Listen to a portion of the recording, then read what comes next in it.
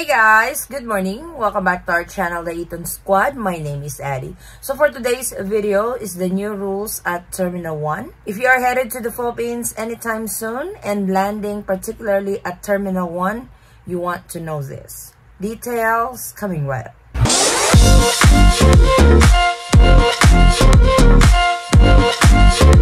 So you guys have probably heard about this in the news or other vloggers or on Facebook page about this new rule at Terminal 1 to all arriving passengers. And what I'm talking about is the electronic custom baggage and currency declaration, or also known as Ecbd form.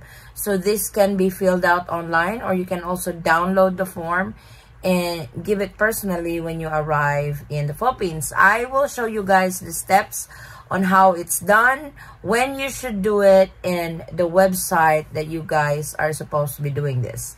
Before the end of this video, I am also going to ask those passengers who recently just arrived in the Philippines on your experience with this new rule, particularly at Terminal 1. If you just arrived and landed in Terminal 1, were you guys asked for it, or were there a help desk that assists you guys when it comes to this new form that you need to fill out? Before used to be, this is distributed in the aircraft and filled it out before you guys land in the Philippines, but I guess Naia Terminal 1 is going digital. Everything is online.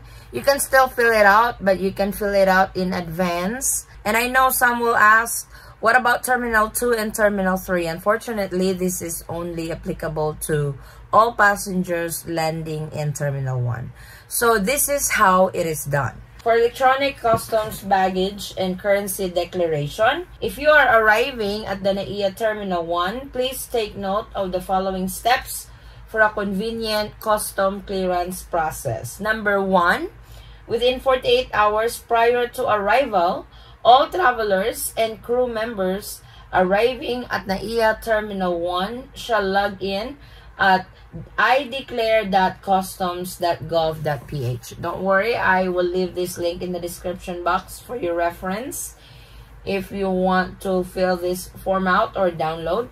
Number 2, click on the Ecbd application button and read and acknowledge the privacy policy and important information by ticking the appropriate boxes. So I'm going to show you guys the form here shortly. So fill out the Ecbd form by providing the following information: your flight details, port of departure or arrival, personal information, general declaration, additional documents, if any, signature, and email address. So it's kind of like One Health Pass all over again.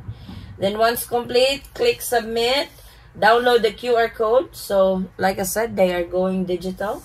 Automatically sent to your registered email. So this one, it doesn't automatically generate when you hit submit. You have to check your email. So make sure to put an accessible or valid email so that you guys can check email and print, or directly present it to the custom officer at the arrival area for clearance. Please proceed to the green lane if you have nothing to declare. So if you guys don't really have anything to declare, you don't need to stand in line and go through the process. They said go to the green lane or to the red lane if you have goods to declare. So for example, you brought some goods from the US or from Canada or Australia that really needs to be declared on this form. So proceed to the red lane. In case you were not able to accomplish the Ecbdf prior to arrival, please proceed to the custom desk in the arrival area at the terminal. So don't you guys worry if you were not able to fill this out. They have a help desk over there, customs desk. Just proceed. Our customs officer will gladly assist you in accomplishing the paper QR electronic customs baggage declaration form through the Ecbdf kiosk located at the customs area. So you need to fill this form out because this will be needed or submitted during your customs declaration process. So when you go through customs, you will have to show them this This is part of the process before. Like I said, before it's a paperwork given to you at the aircraft, but this time you can fill it out ahead of time, or if not, you can fill it out at the arrival area at Naia Terminal 1. Please remember, this is only on Terminal 1. It's not on Terminal 2 or Terminal 3 yet. Maybe it's a test, and eventually they will implement this to other terminals. So this is a heads up for you guys. I know this is going to be an added work to all arrival travelers to the Philippines, especially majority of travelers arrives in Terminal 1. So aside from One Health Pass, you have to fill this form out also only at Terminal 1. I know I keep repeating it, but sometimes, even if I repeat it 100 times, some will still ask. So again, only on Terminal 1, not on Terminal 2 and Terminal 3 yet. So to show you guys how the form look like, let's proceed to the ideclare.customs.gov.ph website. So this is the website for it, ideclare.customs.gov.ph. Don't worry, I will leave this in the description box. So there's a pop-up box for privacy policy. You guys can read that, and after reading, you can click proceed to ideclare. So there are two options: arriving in the Philippines or going abroad. So it's a heads up for you guys. If you guys are headed back to your home country, you guys will need to fill this out as well. So arriving in the Philippines. Let's do the arriving in the Philippines first. I will do a separate video for going abroad. So the Ecbd application, you can click on that, or you can download the form and fill it out handwritten. But for this tutorial purposes, let's proceed to the Ecbd application. And this is how the application look like. If you guys can remember what I've read earlier on the information that they are needing. So it says all arriving travelers and crew must fill out this customs baggage declaration form. Only one declaration is required per family. So if you guys are traveling as a family of 5, one can fill out for everybody. The term family refers to members of a family who are related by blood, marriage, or adoption arriving on the same flight. Kindly declare all goods purchased or acquired abroad as prescribed by laws and regulation. So, like I said, port of arrival, there is no other terminal but Terminal 1. You can click proceed, read the important information. Make sure you guys go through that. I'm not gonna read each one of them. You guys can read it if you are arriving to the Philippines soon, particularly in Terminal 1. Read this important information and proceed to the form. So, like I said earlier, it would need your flight details, port of departure and arrival, personal information. As you guys can see, the first information you need to input is your personal information. Make sure that you guys fill that out. It's kind of like filling out One Health Pass all over again.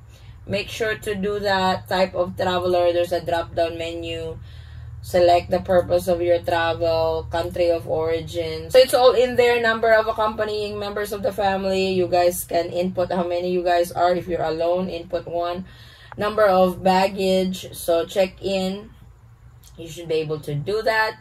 Then the general declaration.